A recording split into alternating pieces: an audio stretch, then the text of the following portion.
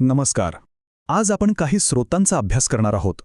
हे स्रोत आपल्याला आपल्या श्रद्धा आणि सामाजिक रचना यांच्या मुळाशी असलेल्या एका सिद्धांतापर्यंत घेऊन जातात. चला तर मग सुरू करूया. आपला आजचा प्रवास 6% विभागलेला आहे.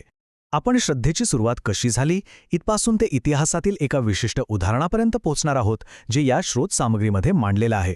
तर पहिला स्रोत आपल्याला घेऊन जातो त्या प्राचीन काळात, जिथे विज्ञानाची कोणतीही ओळख नव्हती आणि हे जग म्हणजे एक मोठं गूढ होतं. विचार करा, त्या काळात वीज कडाडली तर ती काहीतरी भौतिक क्रिया आहे असं कुणाला वाटायचं नाही. त्यांना वाटायचं की ही कुणीतरी मुद्दाम केलेली गोष्ट आहे, एक रहस्यमय हेतुपुरस्कर कृत्य. आणि पुरासारख्या विनाशकारी शक्ती, त्या तर आदिमानवासाठी अत्यंत भयानक आणि अनाकलनीय होत्या. हे सगळं का होतंय, कशामुळे होतंय, काहीच कळायला मार्ग नव्हता. कल्पना करा, अचानक दिवसा ढवळ्या सूर्य किंवा रात्री चंद्र नाहीसा झाला. हे तर जणू काही या जगावर अदृश्य शक्तींचंच राज्य आहे हेच दाखवत होतं. आणि मग मनात एकच प्रश्न यायचा, या सगळ्यावर नियंत्रण आहे तरी कोणाचं? याच प्रश्नानं माणसाला निसर्गाच्या मागे काहीतरी अदृश्य शक्ती आहे अशी कल्पना करायला भाग पडलं. आणि याच कल्पनेतून पहिल्या देवतांचा जन्म झाला. स्रोत असं सांगतात की समाज जसा जसा मोठा आणि गुंतागुंतीचा होत गेला, तसतसं याच श्रद्धेचं रूपांतर नियंत्रणाच्या एका जबरदस्त प्रणालीमध्ये झालं. तर बघा, हा स्रोत सत्तेच्या उत्क्रांतीचे 4 सोपे टप्पे सांगतो. सगळ्यात आधी काय झालं? माणसांनी निसर्गामागे देवांची कल्पना केली. मग शासकांच्या लक्षात आलं की अरे, सैन्य केवळ शस्त्रांपेक्षाही लोकांची श्रद्धा जास्त शक्तिशाली आहे. आणि मग सुरू झाला तिसरा टप्पा, जिथे धर्माचा वापर दैवी अधिकार मिळवण्यासाठी एक साधन म्हणून केला गेला. आणि शेवटची पायरी, जिथे राजे फक्त शरीरावर राज्य करत होते, पण धर्म थेट लोकांच्या मनावरच राज्य करू लागला. यामुळे एक खूपच शक्तिशाली समीकरण तयार झालं. बघा, राजाचं राज्य होतं शरीरावर, जे शस्त्रांच्या जोरावर टिकायचं आणि ते उलथावून टाकता येत होतं. पण धर्माचं राज्य, ते थेट मनावर होतं, जे श्रद्धेच्या पायावर उभं होतं. त्याला कोणी उलथावून टाकू शकत नव्हतं, कारण तो तर दैवी आदेश मानला जात होता. म्हणजे राजाला आव्हान देणं म्हणजे देवाला आव्हान देण्यासारखंच झालं. आता एक ऐतिहासिक घटना पाहूया. ही घटना आपल्याला दाखवते की ज्ञानाचा वापर दैवी शक्तीचा भ्रम निर्माण करण्यासाठी कसा केला गेला. आपण 1504 सालच्या जमैकामध्ये आहोत. क्रिस्टोफर कोलंबसला त्याच्या खगोलशास्त्राच्या ज्ञानामुळे चंद्रग्रहण कधी होणार आहे हे माहीत होतं. त्याने याच ज्ञानाचा वापर केला. त्याने स्थानिक लोकांना इशारा दिला की जर तुम्ही माझी मदत केली नाही तर माझा देव तुमच्या चंद्राला गिळून टाकेल. आणि झालंही तसंच. जेव्हा ग्रहण लागलं तेव्हा घाबरलेल्या लोकांनी त्याला दैवी शक्ती मानलं आणि त्याची मदत करायला सुरुवात केली. आता सत्तेचा हा सिद्धांत एका वेगळ्या ऐतिहासिक संदर्भात कसा लागू होतो, हे आपण दुसऱ्या स्रोताच्या आधारे पाहूया.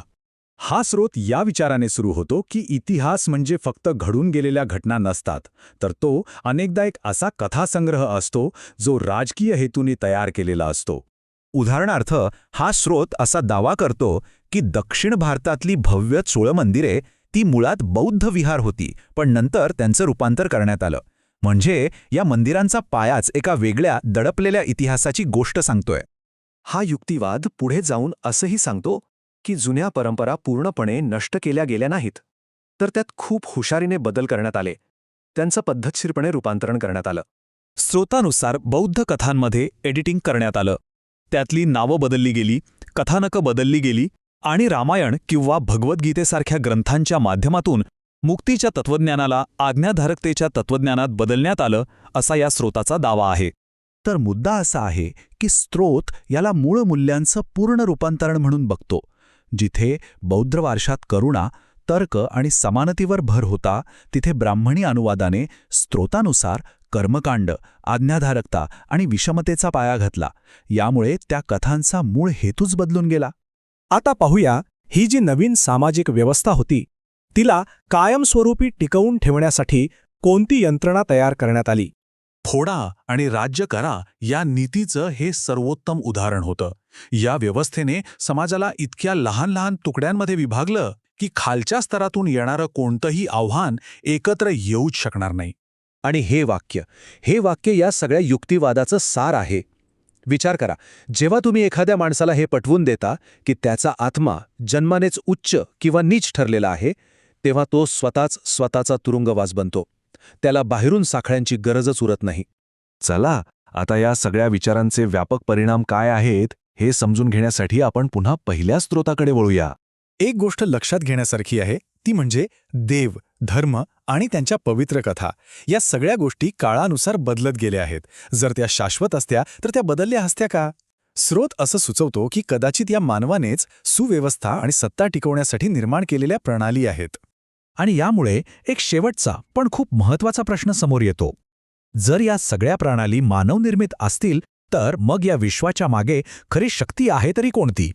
आणि या विश्लेषणाचा शेवट स्रोतातील एका अंतिम विचाराने होतो की कदाचित खरी शक्ती कोणत्याही देव किंवा धर्मग्रंथात नव्हती.